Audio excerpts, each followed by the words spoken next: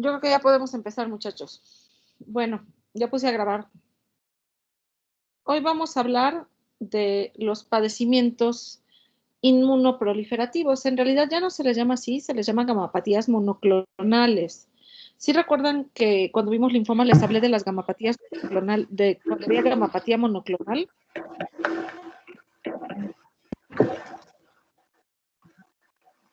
¿Alguien se acuerda?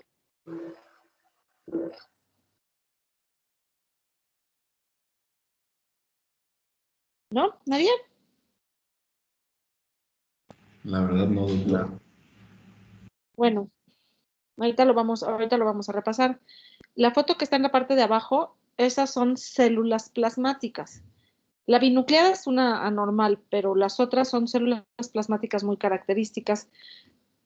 Casi siempre tienen el núcleo hacia un extremo, no está central. Alrededor, si ustedes se fijan en esa célula, se ve un como halo blanco alrededor del núcleo o en un ladito del núcleo, que es el aparato de Golgi. Entonces, les pregunto yo, ¿qué son las células plasmáticas? Linfocitos B, ¿no? Son linfocitos B, son los linfocitos B en su última etapa de maduración. ¿Sí? Entonces es cuando ya reconocieron un antígeno y ya están produciendo alguna de las inmunoglobulinas. La foto que está arriba, esos son linfocitos, una etapa madurativa previa a la de células plasmáticas. Se le llama linfocitos plasmocitoides porque ya se están empezando a parecer a las células plasmáticas y en esa etapa es cuando producen sobre todo IgM. ¿Sí? Si ustedes recuerdan, cuando hay una infección, normalmente si la infección es aguda, la que se eleva primero es la IgM y después cuando ya es una infección, vamos a llamarle crónica o no es aguda, o bien ya es memoria inmunológica, ya es IgG. Entonces, la que está arriba son linfocitos, le llaman plasmocitoides o linfoplasmocitoides, y el de abajo ya son células plasmáticas maduras. Las gamapatías monoclonales o padecimientos inmunoproliferativos son padecimientos neoplásicos que van a involucrar, como ya les había dicho, a la célula que se encuentra en la etapa final de diferenciación de los linfocitos B. Sí, ahí les puse un dibujo, ¿no? Está esa célula plasmática produciendo anticuerpos.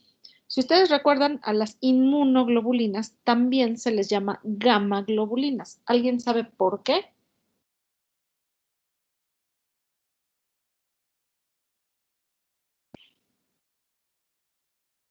¿Alguien sabe por qué? Yo nos había comentado usted, doctora, que era por la electroforesis, ¿no? Que corrían en el mismo carril de gamma. Corren más bien el pico gamma de la electroforesis son las inmunoglobulinas.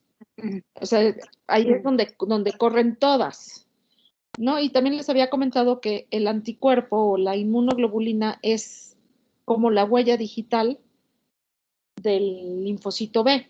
Entonces, ¿qué pasa si yo tengo un linfocito B clonal que se está reproduciendo, o una célula plasmática en este caso, clonal que se está reproduciendo muchas veces y tengo una pelotota o muchas células de esas que están produciendo un tipo de inmunoglobulina? ¿Cómo va a ser esa inmunoglobulina?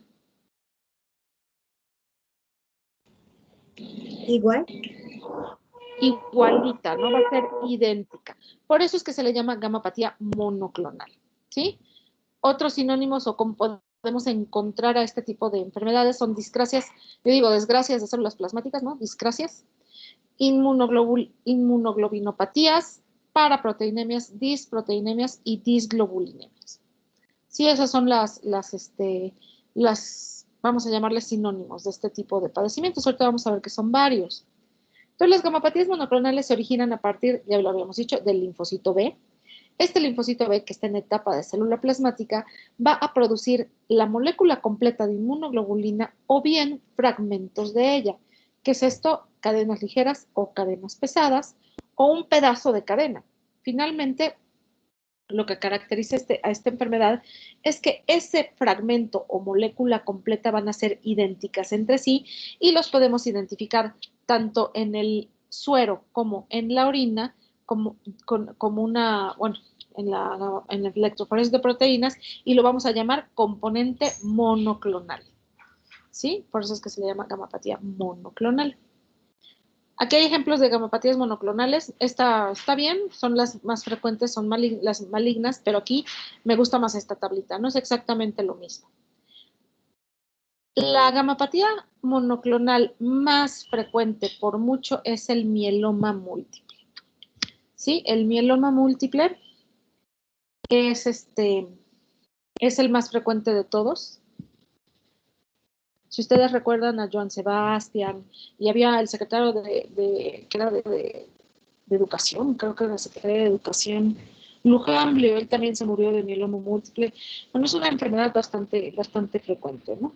En el hospital hemos de tener alrededor de 20 casos nuevos al año. Entonces, el mieloma múltiple puede ser cualquiera de las inmunoglobulinas, los más frecuentes que sea IgG e IgA, pero también MDE o de cadena ligera, que también le llaman no secretor, que está ahí abajito. La diferencia entre el mieloma múltiple y la leucemia de células plasmáticas es que en el mieloma múltiple vamos a encontrar las células plasmáticas en la médula ósea, en la leucemia de células plasmáticas ya las encontramos en la sangre periférica. Entonces yo les pregunto, ¿es normal que encontremos células plasmáticas en la sangre periférica? No, normalmente se encuentran en los ganglios, ¿no? Exactamente, en los ganglios, ¿no? Van a estar en los folículos generalmente secundarios, ¿no? Cuando están activos o pueden estar en el ganglio ahí reposando, ¿no? Esperando a activarse nuevamente. Entonces, si encontramos células plasmáticas en la sangre, le llamamos leucemia de células plasmáticas. Esta puede ser primaria, o sea que desde el diagnóstico sea leucemia, o bien puede ser la evolución natural de un mieloma múltiple. Seguimos con las células plasmáticas, plasmocitoma. ¿A qué le suena plasmocitoma?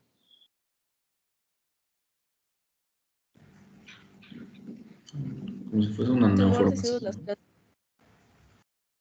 ¿Como si fuera una qué? Como una neoformación o un acúmulo de estas células plasmáticas. Exacto. Una pelota de células plasmáticas, no una bola de células plasmáticas. Es correcto. Esta puede ser ósea, puede ser extraósea, puede ser única o múltiple, ¿no? Por ejemplo, yo tenía una paciente que le salió aquí en el hueso frontal, le salió así la bolota, ¿no? Y era un plasmocitoma. O puede salir en la columna vertebral, en cualquier hueso, en realidad, ¿sí? Generalmente en las radiografías se ven como lesiones quísticas en los huesos. La enfermedad linfoproliferativa maligna o el linfoma, que está otra vez repetido abajo, es otro ejemplo de gamapatía monoclonal, sobre todo si es de linfocitos B, ya lo habíamos comentado. La macroglobulinemia de Waldenström, esta ahorita la vamos a ver. Lo característico en ella es que se produzca IgM. ¿Sí? Ahorita lo vamos a ver. Hay enfermedad de cadenas pesadas, hay enfermedad de cadenas ligeras, y bueno, está la amiloidosis. La amiloidosis también es una proteína que pueden producir las células plasmáticas y que se va a depositar sobre todo en el corazón, en las mucosas. A estos pacientes se les agranda la lengua, ¿sí? Es la macroglosia, entonces es relativamente rara. Normalmente la diagnosticamos con una biopsia de encía o una biopsia de grasa periumbilical. Sí, las de significado indeterminado, ¿qué quiere decir? Que no cumplen los criterios de las enfermedades que están arriba, benignas entre comillas, ¿no? También pueden ser cualquiera las inmunoglobulina, de cadenas pesadas o ligeras, ¿no? O bien que no produzcan proteínas, ¿sí? Son generalmente más raras. Entonces, si recordamos tantito la estructura de las inmunoglobulinas, son glucoproteínas que migran, ya lo habíamos dicho, en la región gamma del corrimiento electroforético. Sí, ahorita vamos a ver las fotos de las electroforesis.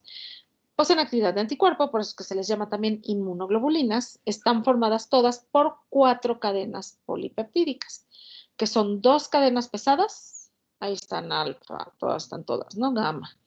Y 2 cadenas ligeras, que generalmente son kappa y lambda. Es muy frecuente los linfomas de cadenas ligeras. Los no secretorios, ahorita vamos a ver, son un problema, ¿no? Existen 5 clases de inmunoglobulinas, ya lo sabíamos, G, A, D, M, D y E. La G, hay 4 subclases, la inmunoglobulina que se ríe, ¿no? IgG 1, 2, 3 y 4.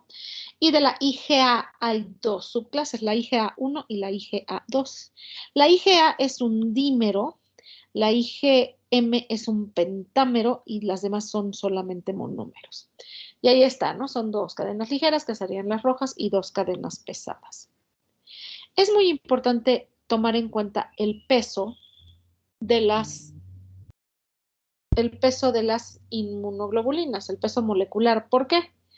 No piensen que estoy loca, ahorita voy a llegar al punto, ¿no? ¿Cómo o qué le ponemos cuando estamos haciendo una gelatina? Para que se haga gelatina, ¿qué le tenemos que poner? ¿Grenetina? La grenetina. ¿Y qué es la grenetina? ¿Alguien sabe? ¿De dónde la sacan? De cartílago. Del Cartílago de animales, ¿no? cartílago. De cartílago, sobre todo, ¿no? Entonces, no le digan a los vegetarianos estrictos, porque entonces ya no van a querer comer ni gelatina ni gomitas, ¿no? Nada que tenga grenetina. Entonces, finalmente ese cartílago que muelen y que lo hacen grenetina son proteínas. Es lo que hace que cuaje, en pocas palabras. Ahora, yo les pregunto, en la sangre, vamos a ver que cuando pedimos las pruebas de función hepática, pedimos proteínas totales y luego nos divide albúmina, globulinas y relación albúmina-globulina. ¿Sí lo han visto? Sí, sí, doctora. ¿Ustedes saben qué son las globulinas? Las que reportan ahí como globulinas.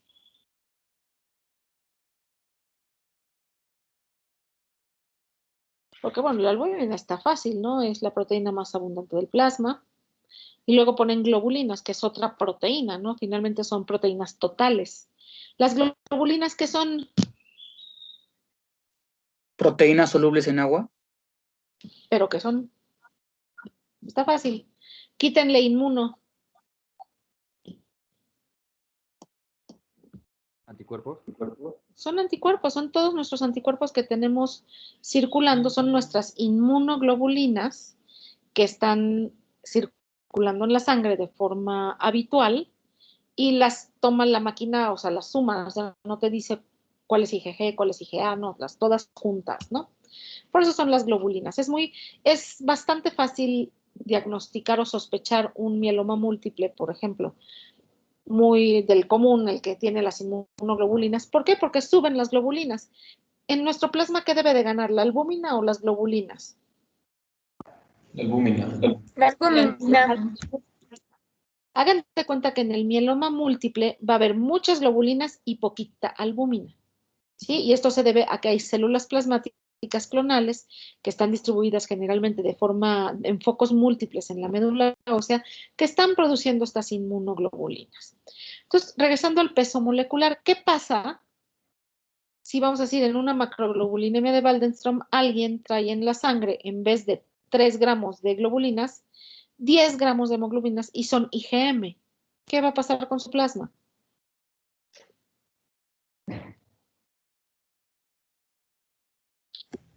¿Aumentaría la densidad? Aumentaría, bueno, la densidad Bueno, una es forma que de no decir, sé exactamente cuál es la palabra, de- pero ¿Es el peso? término más exactamente, se hace espeso, se hace gelatina, ¿no? Se le llama síndrome de hiperviscosidad. La palabra más correcta sería la viscosidad, ¿sí? Entonces, es mucho más sintomático una gamapatía monoclonal que involucre a la IgM a una que, por ejemplo, involucre a la IgG, ¿no? Por el peso molecular. La IgM pesa mucho porque es un pentámero. Entonces, son 5 inmunoglobulinas juntas, ¿no?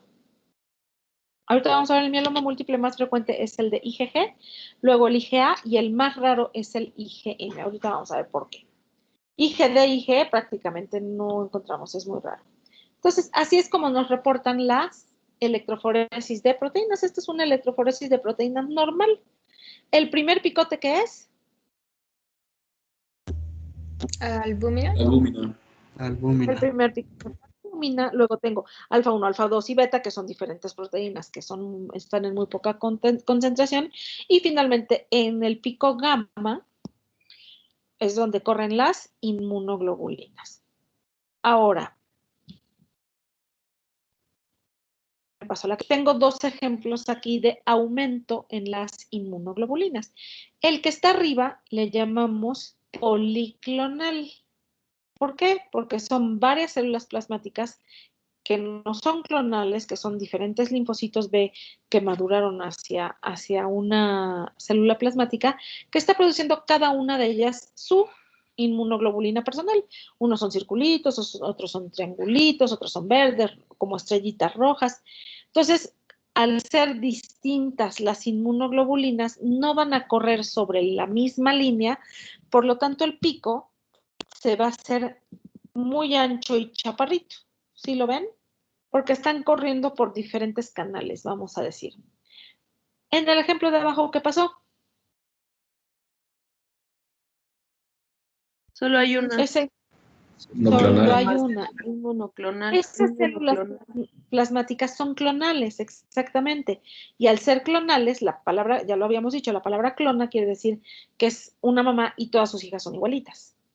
Al ser igualitas están produciendo el mismo tipo de inmunoglobulina, por lo tanto va a correr, por llamarlo de alguna forma, sobre la misma línea o sobre el mismo canal.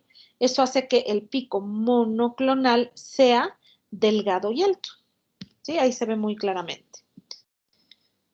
¿Sí? ¿Dudas hasta aquí? No, doctora. Ok, entonces, vamos a empezar, vamos a ver dos gamopatías monoclonales. La primera es el mieloma múltiple. Entonces, en el mieloma múltiple, lo característico que vamos a ver en la mayor parte de los casos es por lo menos, más o menos, 40, en promedio, 40% de células plasmáticas en la médula ósea. El criterio de diagnóstico es mucho más bajo, ahorita lo vamos a ver. Entonces, el mieloma múltiple, su etiología, como todos los cánceres, va a ser excepción de algunos contados que encontramos una relación causal muy convincente, es desconocida, ¿no? Igual que en todos los cánceres hematológicos, lo que daña el DNA se ha relacionado con mayor riesgo, como radiaciones ionizantes, infecciones virales, agentes tóxicos. Se vio, por ejemplo, después en Japón, después de las bombas, aumentó la incidencia de mieloma múltiple, de linfoma, luego lo vamos a ver, leucemia mieloide crónica, radiaciones ionizantes que dañan el DNA. ¿Sí? Los factores genéticos se refieren más que nada a las alteraciones citogenéticas que producen los tóxicos, las radiaciones y las infecciones virales, ¿no? La activación de oncogenes. Dice, en Estados Unidos constituye el 10% de todas las enfermedades hematológicas, lo cual hace que no sea tan rara, ¿no? En México 3.7. Y es una enfermedad de las edades adultas. Pocas veces la vamos a ver en menores de 40 años. Y cuando es en menores de 40 años, generalmente a estos pacientes les va muy mal. Les hago la pregunta simple. Si yo tengo una persona, a un bebé de 40 años, y tengo a un abuelito de 80 años, pensando en su inmunidad, ¿cómo son? Bueno, la del abuelito que comenta tiene la inmunidad ya disminuida por la misma edad, mientras que en 40 años todavía es bastante inmunocompetente. Exactamente. Entonces, conforme vamos envejeciendo, nuestra inmunidad en cierta forma va disminuyendo su efectividad. Entonces, si esta es una enfermedad que involucra a las células del sistema inmune, y es el sistema inmune específico, es el sistema inmune bravo, vamos a llamarle. Las células plasmáticas y los anticuerpos son más bravos que los neutrófilos, por decirlo de alguna manera, ¿no? Entonces, ¿en quién va a ser más agresiva la enfermedad? En la persona más Los joven. menores. En los más jóvenes. Es muy notorio, los pacientes jóvenes les va muy mal. La sobrevida de un paciente, por ejemplo, de 35 o 37 años que le da mieloma múltiple vive en 1 o 2 años. En cambio, un abuelito puede vivir 5 hasta 10 y ahí la lleva con su enfermedad, ahí medio amolado, pero pues ahí la lleva, ¿no? Entonces, esta enfermedad es muy agresiva en los jóvenes y es una enfermedad frecuente en los viejos, ¿sí? Entonces, vamos a ver que el mieloma múltiple tiene múltiples manifestaciones clínicas, así que hasta diría uno, no tienen nada que ver, o sea, con una enfermedad hematológica, Obviamente, si está desplazado el tejido hematopoyético, es decir, entre más células plasmáticas invadan la médula ósea, obviamente la hematopoiesis va a disminuir, por lo tanto vamos a empezar a presentar citopenias. La citopenia más frecuente en este caso sería la anemia. Después la trombocitopenia, los leucos casi nunca bajan tanto. En segundo lugar, uno de los síntomas más frecuentes es secundario a destrucción ósea. Las células plasmáticas activan a los osteoclastos. ¿Qué hacen los osteoclastos? Destruyen hueso. Actúan en la Destruyen. remodelación ósea. Remodelan el hueso, sacan calcio de los huesos. Entonces, vamos a tener que estos pacientes hacen lesiones líticas en múltiples huesos. Es muy frecuente que un paciente de mieloma múltiple se diagnostique tras una caída donde tuvo una fractura en terreno patológico, donde hay lesiones líticas, ¿no? Ahorita vamos a ver fotitos de lesiones líticas. Y esto se debe a la activación de los osteoclastos por las células plasmáticas y además el calcio que está removiendo de los huesos pasa a la sangre y van a presentar hipercalcemia. A veces hipercalcemias malignas que causan deterioro neurológico, causan muchas alteraciones, hasta alteraciones en el electrocardiograma, ¿no? Entonces, ahí está otro de los síntomas. El número 3, va a haber deficiencias inmunológicas. ¿Qué quiere decir? Que solamente se está produciendo un tipo de inmunoglobulina que va a ser clonal, el resto de las inmunoglobulinas muy frecuentemente están muy disminuidas, se dejan de producir.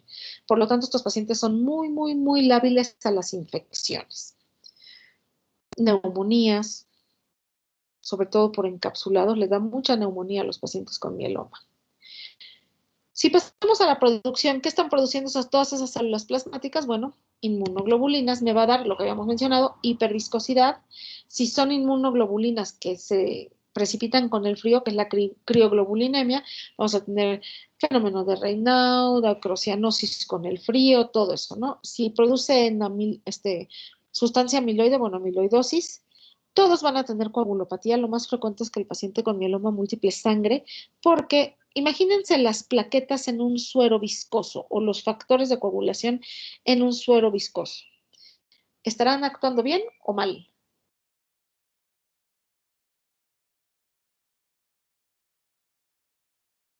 Mal, doctora.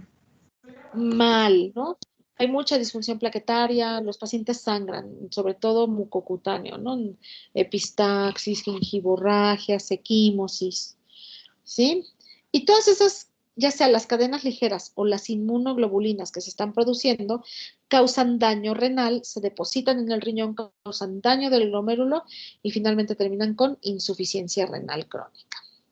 Entonces, el mieloma múltiple puede llegar por parte del nefrólogo por la insuficiencia renal crónica, por parte del traumatólogo porque se fracturó. Hay pacientes, la L4 y la L5 es las que más se comen, porque acuérdense que estamos haciendo la médula ósea está en el esqueleto axial, ¿no? Entonces, hay fracturas por aplastamiento de las lumbares. Hay pacientes que te dicen, ay, doctora, es que jalé una caja y algo me tronó en la espalda y hasta me achaparré.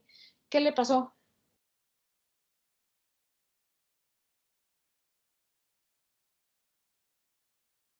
¿Por qué se achaparró?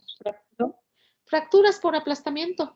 Yo tenía un paciente en San Alejandro que tenía fracturado desde T10 hasta L5. Eran unos dolores que el hombre gritaba, ¿no? Porque obviamente hay aplastamiento de la salida de los nervios, ¿no? Entonces, todos estos son los síntomas más frecuentes. Ahorita vamos a ver más tablitas. En el primer mundo, donde hacen check-ups y hacen todo eso, bueno, hay veces que lo encuentran de forma sintomática como un hallazgo. Aquí en México la verdad es que todos llegan en etapas tardías, ya con dolor óseo, fracturas patológicas. Si se nos fractura la columna vamos a tener alteraciones neurológicas de tipo radicular, paraplegias, dolor tipo ciático. Muchos pacientes se quejan de eso. Es que la ciática. Hasta que no hacen insuficiencia renal y a alguien se le prende el foco, dicen, ah, chingo, entonces este tiene mieloma, ¿no? La insuficiencia renal, en primerísimo lugar, es debido a la secreción de las cadenas ligeras de inmunoglobulinas, pero también acuérdense que hay hipercalcemia, deshidratación, hiperuricemia y puede haber amiloidosis. Y lo que les había comentado, la susceptibilidad a las infecciones, sobre todo por neumococo. Ahorita que vamos la macro, vamos a hablar mucho más del síndrome de hiperviscosidad, pero el síndrome de hiperviscosidad vamos a ver hemorragias, sobre todo en las mucosas, como les había dicho. Los vasos en la retina se vuelven en salchicha, tienen sangrado, tienen exudado, entonces va a haber trastornos visuales. Si tenemos gelatina en la sangre, bueno, va a haber cefalea, somnolencia, hasta el estupor y coma, distensión de las venas y los lechos capilares, y bueno, si es un paciente ya abuelito, imagínense de 70 años, diabético, hipertenso y con gelatina en la sangre, bueno, puede hacer datos de insuficiencia cardíaca congestiva. Aquí manifestaciones clínicas, bueno, más frecuente se presenta dolor óseo, sobre todo las fracturas patológicas. Les digo, el paciente, pum, se tropieza y pum, se tronó el brazo. Pum, se tronó el brazo, ¿no? Fácil, o se cae. Yo tenía un paciente joven con mieloma múltiple, tenía un brazo fracturado y la cadera. Entonces estaba en la camita del hospital, se quería sentar a comer, entonces con el otro brazo se le hizo fácil jalarse.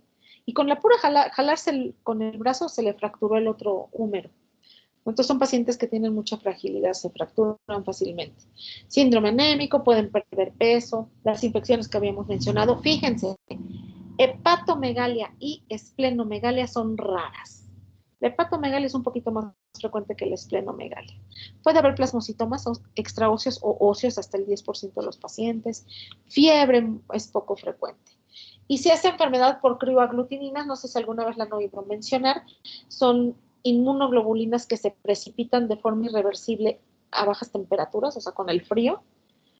Estos pacientes les va muy mal en el invierno, necesitan irse a vivir a un lugar donde no haga calor, ¿no? Pueden tener urticaria, acrocenosis, prurito, adormecimiento y fenómeno de Raynaud, ¿no? Se les ponen los dedos morados hasta se pueden necrosar. ¿Vamos bien? Sí, doctora. Sí, doctora. Sí. Lo más frecuente en estos pacientes va a ser una anemia, que puede ser de grado variable, que obviamente si el paciente tiene insuficiencia renal va a empeorar mucho, ¿sí? La anemia es normo. Si hay insuficiencia renal, pues por falta de eritropoyetina que empeora, ¿no? En el frotis de sangre periférica, debido a la hiperviscosidad y a la sobreproducción de inmunoglobulinas, los eritrocitos se van a ver en pila de monedas o rulón. No sé si recuerdan al principio que vimos en la clase del frotis, la pila de monedas, ¿no? Un eritrocito cambia su polaridad por las inmunoglobulinas que lo recubren, se le pega un negativo y luego se le pega un positivo y así se va, ¿no? Se hace una pila de moneda que también le llaman rulón. Esto es muy frecuente y lo encontramos hasta en el 75% de los pacientes. Si vemos células plasmáticas o linfocitos maduros en la sangre periférica, más de 2000, ese es vamos a llamarle, el punto de corte. Entonces el paciente ya tiene una leucemia de células plasmáticas. En la química sanguínea, bueno, obviamente por la insuficiencia renal puedo encontrar hiperuricemia, hipercalcemia, elevación de creatinina, urea y BUN. Y en el examen general de orina voy a ver la degeneración tubular renal con cilindros hialinos. Ojo. Doctora, Mande. tengo una duda sobre el fenómeno de Raynaud. ¿Se presenta de manera específica en las crioglobulinemias o es inespecífico? No, es muy frecuente en todas las gamapatías monoclonales. Gracias, doctora. De nada. Sí, es muy, muy frecuente. Si vemos ruló, ahora hay que tomar en cuenta también la calidad del frotis. Si no haces un frotis bonito, pues sí, los eritrocitos quedan todos apilados, pero no porque están apilados, sino porque en vez de hacer un frotis de sangre periférica, hiciste un bistec, ¿no? O una rachera, ¿no? Está gruesote. Pero si está bien hecho el frotis y ves ruló, hay que buscar gamapatías monoclonales. Es muy frecuente. Ok, ¿alguien más tiene alguna otra duda? ¿No? Ok. Les decía yo, el problema del mieloma múltiple es que va a infiltrar de manera irregular, por eso es que le llaman mieloma múltiple, porque hace como que focos múltiples. Entonces, ¿qué pasa si yo, donde hago el aspirado y le pico, puede o no puede haber células plasmáticas, pero si me muevo medio centímetro hacia un lado o hacia el otro, ahí encuentro un bonchezote de células plasmáticas. Entonces, para fines prácticos, un aspirado de médula ósea que no cumple el criterio de células plasmáticas no excluye el diagnóstico, por lo que les comento. Si hay que atinarle, como quien dice. El diagnóstico de certeza lo va a dar la electroforesis de proteínas, que sería el estudio más baratito, fácil. El mejor sería la inmunoelectroforesis o inmunofijación, que es uno de los últimos. Y el ultimito es la determinación de cadenas ligeras, libres. Ese es el más sensible. Entonces, bueno, depende, el sapo es la pedrada, ¿no? Pero con electroforesis de proteínas diagnosticamos una buena parte de los mielomas múltiples. Lo puedo hacer en proteínas séricas o en orina. Se junta 24 horas la orina y se puede buscar las proteínas, ¿no? Lo que son las inmunoglobulinas. Voy a determinar las inmunoglobulinas específicamente para ver el tipo de mieloma múltiple, si es IgA o IgG, que son los dos más frecuentes. Entonces aquí tengo una electroforesis normal. El número 2 es un policlonal y luego 3, 4 y 5 son todos monoclonales, pero de IgG, IgM e IgA. No crean que es igualito siempre la imagen, ¿no? Pero bueno, así se ven más o menos. Entonces, los pacientes se van a presentar al diagnóstico, dicen menos de 9 gramos de hemoglobina, que sería ya una anemia grave, 35%. Menos de 100.000 plaquetas, fíjense, la trombocitopenia no es tan frecuente, del 10 al 15%, sobre todo es la anemia lo que presentan estos pacientes. Células plasmáticas más del 40%, ojo, en médula ósea, el 60% de los pacientes, o sea, el 60% de los pacientes tenemos el diagnóstico fácil. Una cuarta parte de ellos llegan ya con insuficiencia renal, más de 2 miligramos por decilitro de creatinina, y el 15 al 20% van a llegar con hipercalcemia. Ojo, hay que valorar el calcio y hay que corregirlo con la albúmina, porque si la albúmina está baja, el calcio también disminuye de forma secundaria. Entonces hay una fórmula especial para corregirlo con la albúmina y el calcio. Doctor, una pregunta. Hey. ¿La anemia está dada por el hecho de que se va a ocupar el espacio o disminuir el espacio en la médula ósea o no es así? Es que no entendí por qué se da la anemia. Me fui, perdón, se perdió mi internet. Nada más oí una pregunta y luego ya no oí nada. Bueno, le comentaba que si la anemia normo que da este padecimiento es por la ocupación del espacio en la médula ósea o por qué mecanismo es, porque no entendí eso. En primer lugar es el desplazamiento de la hematopoiesis, obviamente, pero también la célula plasmática produce muchos factores inhibidores que inhiben sobre todo la eritropoiesis, por un lado, y por el otro, si ya tienen insuficiencia renal, empeora la anemia. O sea, la anemia en realidad es multifactorial, pero sí es desde el principio por el desplazamiento del tejido hematopoyético. Gracias. No, de nada. ¿Alguna otra duda que tengan hasta aquí?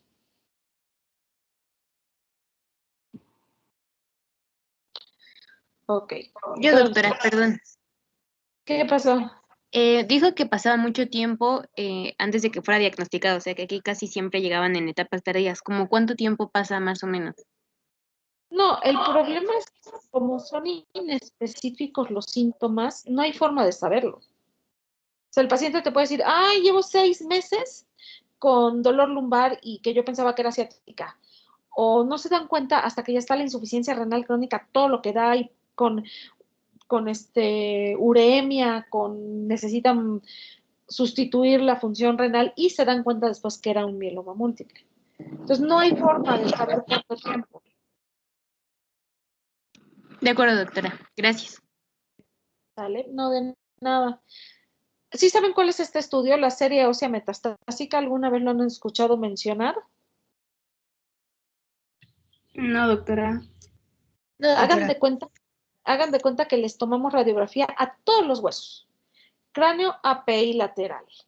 Tórax óseo, no anterior, posterior anterior, tórax óseo. Les pedimos radiografías de los húmeros, de los antebrazos, de los fémurs, de la columna lumbar con la pelvis, de todos los huesos. Hagan de cuenta que los pacientes tienen su calaca, ¿no? En fotos. Lo que estamos buscando son lesiones líticas. ¿Sí saben ustedes cómo se ven las lesiones líticas en los huesos? Creo que no, doctora. ¿Boquetes? Son como A ver. boquetes. Empecemos por decir, ¿se ven más luminosas o menos luminosas? Es una pérdida de la Pensando- radioopacidad, ¿no? De los huesos. Exactamente, se ven como puntos negros, les llaman lesiones en sal y pimienta porque se ve como si le hubieran agarrado algo blanco y le echan pimienta. La pimienta son las lesiones líticas, son hoyos para acabar pronto en el hueso. ¿Sí? Estas lesiones líticas pueden llevar a aplastamientos vertebrales, a fracturas patológicas. Lo más leve en cuanto a la lesión ósea sería la osteoporosis, y también podemos ver los plasmocitomas, que son tumores óseos solitarios o múltiples, no es necesario que sean solitarios, de aspecto quístico. Sí, entonces, si van a esta radiografía, ¿dirían que es una radiografía normal del cráneo?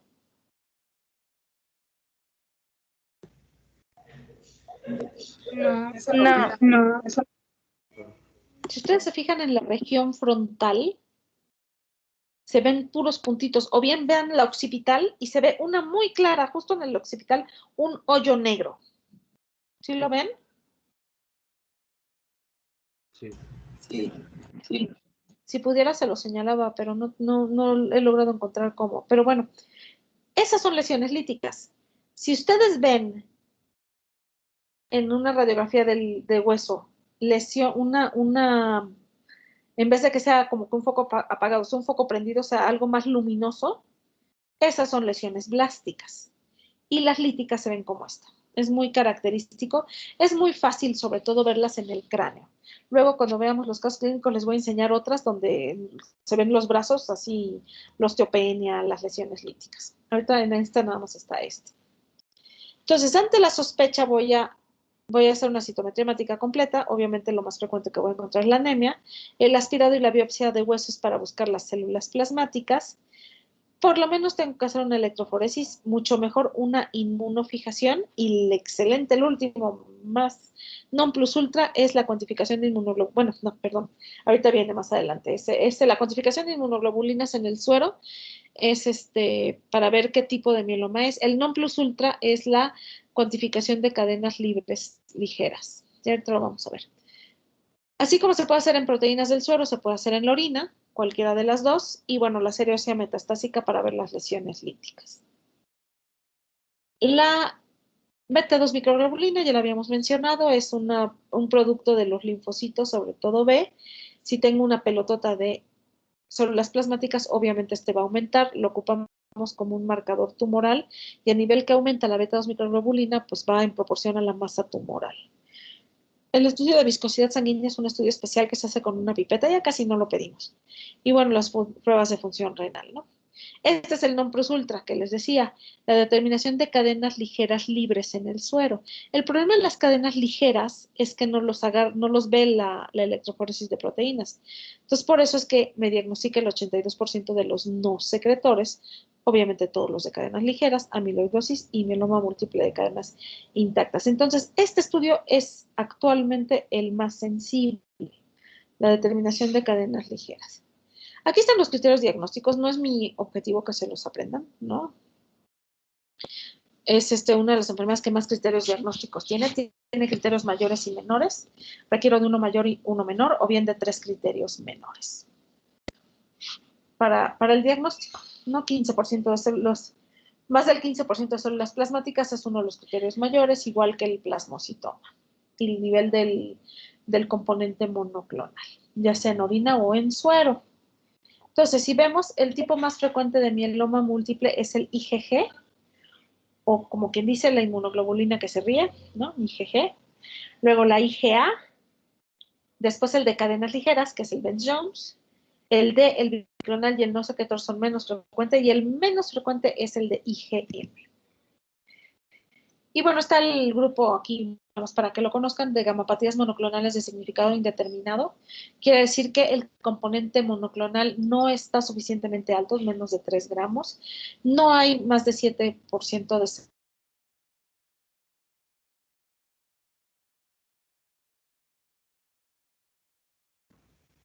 Doctora, dejamos, o bueno, al menos yo dejé de escucharla después de que dijo el 7%.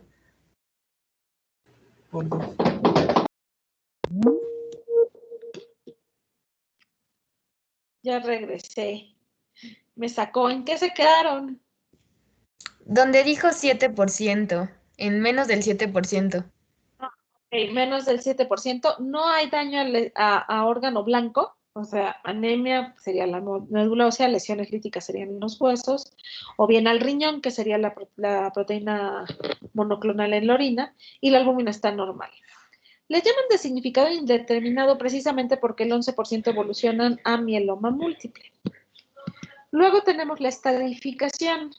Es este estadio 1, 2 o 3, dependiendo de los criterios. Igual no se los voy a leer, no tiene caso, no es mi intención que se lo aprendan. Entonces, este 1, 2 o 3 me habla sobre todo de la masa tumoral. Si es 1, es baja menos del 6.6, perdón, por 10 a la 12, intermedio entre 6.6 y 1.2, y el alto sería más de 1.2. Igual le vamos a poner una A si la creatinina está menos de 2 y una B si tiene más de 2. Entonces, bueno, ahí están los criterios diagnósticos, la estadificación, perdón. Y como siempre, bueno, los factores pronósticos. Están los clásicos, que obviamente es la edad, que ya vimos que en este caso ser joven es peor, ¿no? Si te da mieloma múltiple joven te va peor, ¿no?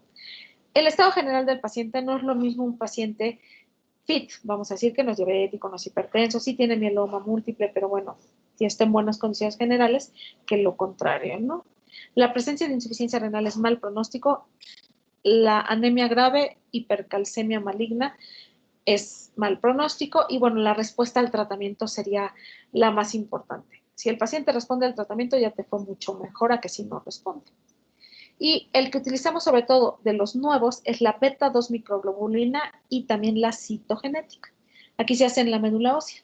Si hay de lesión total o parcial del cromosoma 13, anormalidades del 11 o cualquier translocación, es mal pronóstico, y entre más hipoalbuminemia, peor pronóstico, ¿sí? La mediana de supervivencia en estos pacientes es de 2 a 3 años, aunque hay algunos que les va mucho mejor, ¿no? El tratamiento lo voy a dividir en si el paciente puede ser trasplantado o no puede ser trasplantado. Lo que más me limita el trasplante en estos pacientes, sobre todo, es la edad. Ya vimos hasta 55 años. Y en segundo lugar, el estado general, ¿no? Diabetes, hipertensión, insuficiencia renal. Si sí es candidato a trasplante, le voy a dar talidomida dexa, o bien le puedo dar lenalidomida, que es la hermanita de la talidomida, que es en el número de veces más cara. La lena cuesta como 100,000 pesos y la talidomida cuesta 3 pesos. Bueno, no tan 3 pesos, ¿no? Pero cuesta mucho menos, como unos 1,500, 2,000 pesos. Entonces, en nuestro país, pues utilizamos talidomida, ¿no? Y ya que logran la remisión completa, o por lo menos una muy buena remisión completa, los voy a trasplantar acondicionándolos con melphalan. Los que no son candidatos a trasplante, les puedo dar melphalan desde el inicio, porque el melphalan no lo doy en los que sí se van a trasplantar porque mata células madre. Si tienen mucha osteopenia, lesiones líticas, muchas enfermedad ósea, les puedo dar bifosfonatos para regresarles el calcio, ya sea clodronato. Lo que más utilizamos es el ácido zoledrónico, es lo más frecuente. Y entonces, si tienen insuficiencia renal crónica, bueno, puedo dializarlos, ya sea diálisis o hemodiálisis. Preferimos la hemodiálisis porque en la diálisis se infectan mucho. ¿Dudas o preguntas? Tenemos 10 minutos para ver la macro, me voy a ir corriendo. Sí, doctora, yo tengo 2 preguntas. Ajá. La primera es más o menos, dijo que esto de la detección de cadenas ligeras es como que lo mejor para diagnosticarlo, ¿no? Pues sobre todo porque te diagnostica todos los tipos de linfoma, el no secretor, el de cadenas ligeras, el de cadenas intactas, todos, y el amiloidosis, ¿no? Te diagnostica. Y más o menos, como, ¿qué precio tiene? Ay, no sé, es que como no trabajo en la priva, no tengo la menor idea. La verdad no sé, ¿para qué te digo? No tengo idea. Ok, gracias, doctora. Y la otra es, dijo que había pues constante dolor óseo y fracturas. ¿Las fracturas se podría decir que están en casi todos los pacientes o puede haber un paciente que curse con mieloma y pues de alguna forma, como menciona, tiene buen estado de salud, o sea, no es hipertenso, no es diabético, realiza ejercicio y pues por lo mismo no ha tenido fracturas? ¿O es como que a fuerza debe de fracturarse? No, no por eso. Sobre todo las fracturas tienen que ver con la enfermedad ósea. Si tienen lesiones líticas, se van a fracturar. Hay pacientes que no tienen tantas lesiones líticas, entonces no se fracturan. Pero si hay mucha lesión lítica, se truenan, se fracturan. Ok, gracias, doctora. De nada. Ok, vamos a echarnos la macro corriendo porque saben que ya me di cuenta con ustedes, la tomo con mucha calma. Los voy muy tranquila, como que no me correteo a mí misma. Bueno, la macroglobulinemia de Waldenström, ahí está, ¿qué está aquí arriba? ¿Qué es esto que está aquí arriba en la fotito que es azul con amarillo? IgM. Es un IgM, exactamente, es un pentámero. Sí, entonces, aquí, el que está con una flecha, este es un linfocito plasmocitoide. Todavía no es una célula plasmática, pero ya está produciendo inmunoglobulinas, ya tiene ahí el aparato de Golgi bien clarito y está produciendo IgM. Entonces, la macroglobulinemia de Waldenström, son bien poquitas, son 11 diapositivas, de a una por minuto. Es una proliferación monoclonal de células B secretoras de IgM. Entonces, lo característico de la macro es que producen IgM.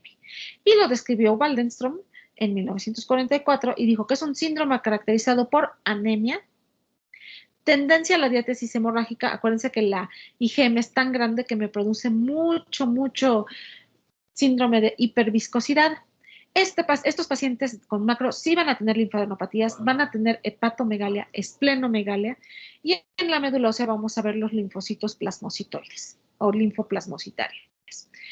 Y va a haber una elevación de las globulinas séricas que en aquellos entonces, en 1944, lo denominaron macroglobulinas, porque acuérdense que es un pentámero. ¿Sí?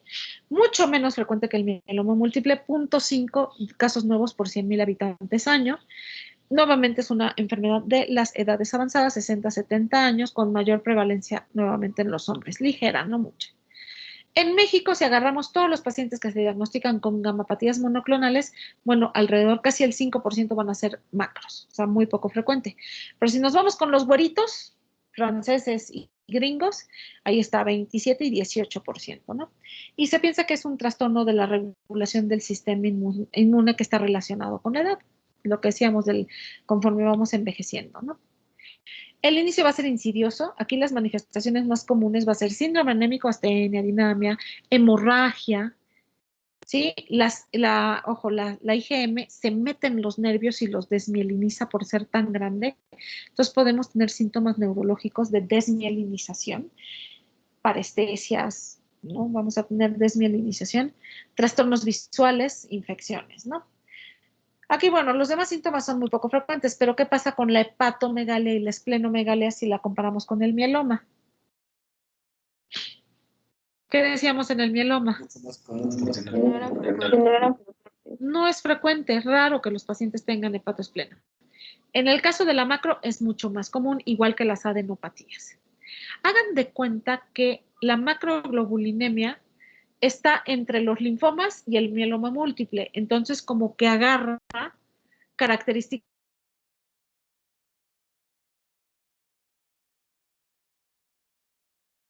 Ay, doctora, la dejé de escuchar, no sé si soy yo. Yo también la dejé de escuchar después de que dijo características. Bueno, lo que les dije, ahora sí ahora sí está, ay, canijo internet en mi casa, qué horror.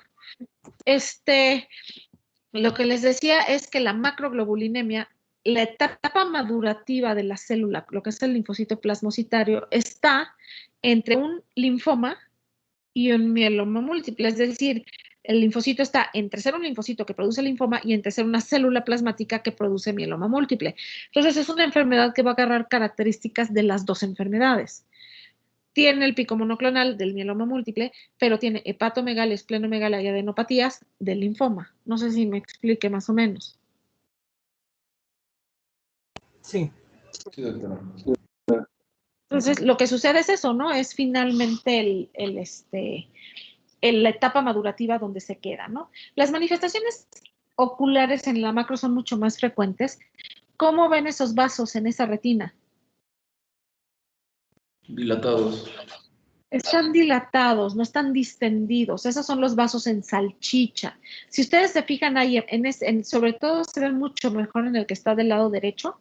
Tenemos hemorragias, tenemos exudados y los vasos en salchicha. La del lado derecho está mucho más clara. Y aquí les describo muy bien el síndrome de hiperviscosidad. La diátesis hemorrágica o la hemorragia se va a caracterizar por epistaxis, púrpura, sangrado difuso por mucosas. Es raro que sea gastrointestinal o del sistema nervioso central, aunque puede suceder. Oculares, alteraciones o pérdida de la visión, el fondo de ojo distendido, tortuosidad de las venas retinianas, hemorragias, exudados, microaneurismas, papiledema. Las neurológicas, cefalea, vértigo, neuropatía periférica, eso se agrega porque es por la IgM, y accidentes cerebrovasculares, o sea, EBCs, hasta coma paraproteinémico por la viscosidad. Y bueno, cardiovasculares, sobre todo datos de hipervolemia e insuficiencia cardíaca congestiva. Esta es la misma, ¿no? Ya habíamos dicho, linfadenopatías, hepatospleno, el síndrome de hiperviscosidad. Voy a ver en la médula ósea linfocitos plasmocitoides que producen una banda monoclonal o componente monoclonal IgM, síntomas generales, debilidad física, hemorragias y visión borrosa. Esto es lo mismo, ¿no? En el laboratorio voy a ver, en la citometría hemática lo más frecuente es anemia, normocítica, normocrómica, en 75% de los pacientes. Puede haber linfocitosis, aquí sí es mucho más frecuente la trombocitopenia. Y bueno, podemos ver, bueno, la velocidad de sedimentación globular está aumentada por la hiperviscosidad. Nuevamente vamos a ver aquí el fenómeno de Rouleau. Y como muchas inmunoglobulinas, puede haber hemólisis, o sea, una anemia hemolítica autoinmune secundaria. Si les hago el aspirado, voy a ver lo que ya habíamos dicho, ¿no? Linfocitos plasmocitoides. Hago el diagnóstico con esos linfocitos más la electroforesis de proteínas, en donde voy a ver que la banda o pico monoclonal es de tipo IgM. La IgG y la IgA van a estar disminuidas. Estos pacientes viven alrededor de 5 años. En los asintomáticos, que insisto, es raro que lleguen aquí en México, puedes wait and see, o sea, esperarte a ver cómo evolucionan, pero normalmente les iniciamos tratamiento. Aquí en México lo que más usamos es el clorambucil por 2 años. Si no responden a clorambucil, podemos dar ciclofosfamida. Hay muchos medicamentos nuevos que se utilizan más en los lugares donde esta enfermedad es mucho más frecuente, como en Francia o en Estados Unidos, ¿no? Pero aquí en México esto sería. Esta es una de las enfermedades que tienen curso indolente, ¿no? Es lento y de evolución variable. El pronóstico está determinado por cómo llegue el paciente al diagnóstico, o sea, la agresividad de la enfermedad y sobre todo la respuesta al tratamiento. La mediana supervivencia es 5 años, pero algunos viven hasta 10. Y bueno, de mal pronóstico, nuevamente la edad, sexo masculino, les va peor, presencia de sintomatología general, diagnóstico y que haya citopenias. ¿De qué se mueren? Pueden ser hemorragias, trombosis, infecciones o bien una anemia hemolítica que no se pueda controlar por la cantidad de inmunoglobulinas. Y creo que esta es la última. Sí, ¿dudas o preguntas? Sí, doctora, yo tengo una pregunta. Entonces, su única diferenciación, o sea, a la hora de que nosotros le hacemos laboratorios, o sea, además de la clínica de la afección periférica, sería que es predominantemente de IgM y que su curso es insidioso, ¿no? Es IgM, punto. La macroglobulinemia de Waldenström es IgM, no hay otra. Sí, perdón, ¿es solamente IgM? Es solo IgM. El mieloma múltiple puede ser IgG, puede ser IgA, puede ser de cadenas ligeras, puede ser IgD, IgE, IgM en el menor de los casos. Pero la macro es a fuerzas IgM y bueno, el inicio es igual que el mieloma múltiple, es insidioso, es así como que rarito.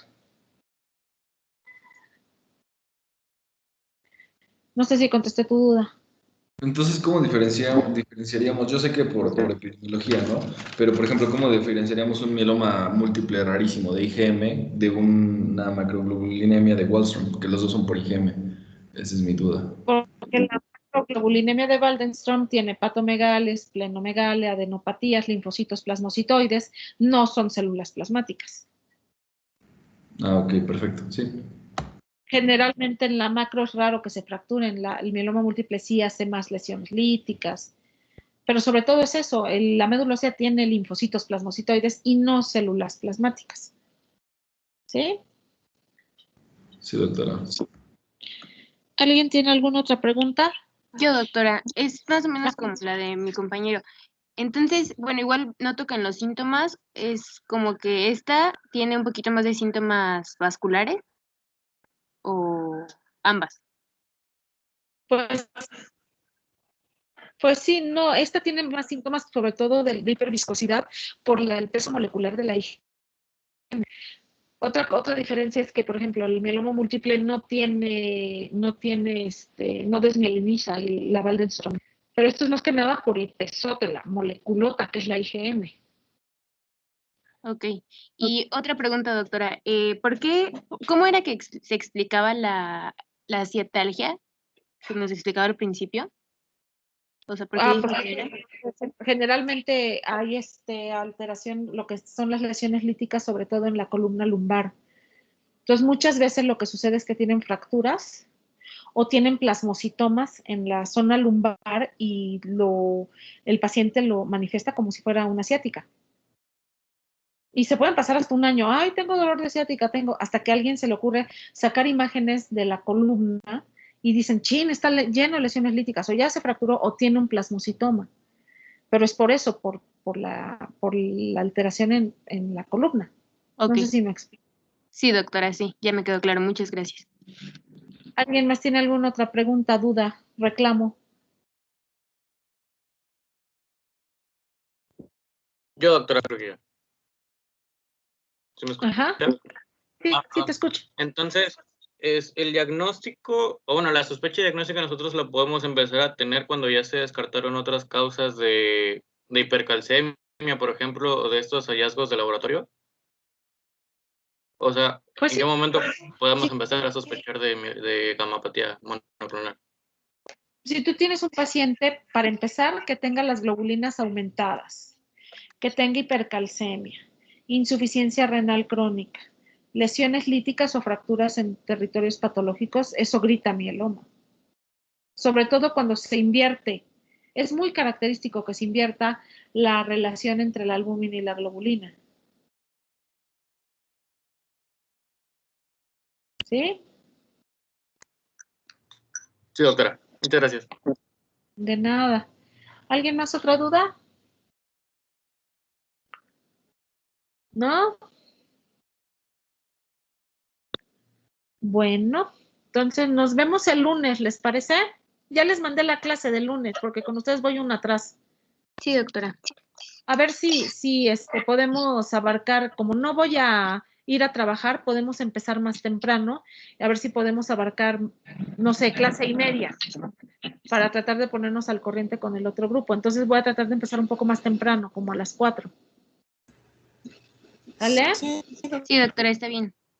Nos vemos. Empezamos a las Sí, doctora. tiempo, pero ese día no voy a ir a vamos a empezar temprano. Ok.